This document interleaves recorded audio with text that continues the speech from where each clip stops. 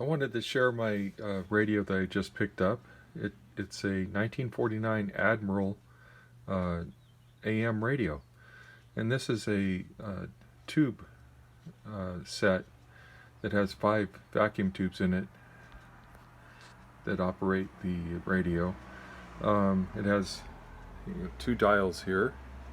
Then it has the channel display, and you turn one of the dials here and it goes around. It's kind of an odd setup on the channel selector. I don't really know. If you look up here, it says 90, and there's another selector here that says what is that, 110, but then you turn it here and it goes to 110, and on this side it says 120. So I don't know. You just turn it until you get to the right frequency that you're looking for. It has one speaker behind here, and it's ivory colored, and it does have some of the paint scratched off of here. I believe this is a Bakelite set, plastic, kind of a different old type of plastic. In the back here, you can see some of the information here. It says that it's an Admiral super aeroscope with a built-in antenna.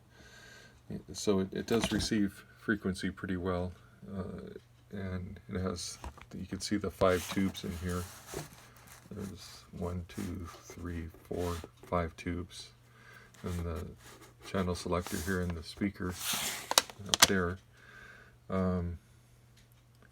So I'm going to go ahead and turn it on here so you can see it in operation. Well, I think it says something on the bottom here too. Has the model number. It's a 5X13-UL. So when you turn one of these tube radios on, you have to wait a few minutes, or not minutes, but a little bit of time before it starts working. And this one, it's about a foot wide and about 6 inches tall, or 7 inches tall, 6 or 7 inches tall. There it comes, you can hear it. So then you can turn the dial here, find the frequency. This is a border patrol facility place for a child.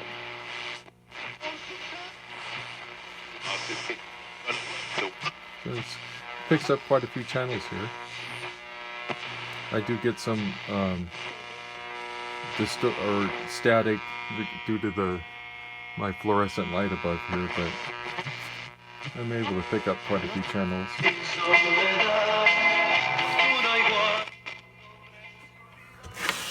But if you turn it around here, I'll turn the lights off so you can see you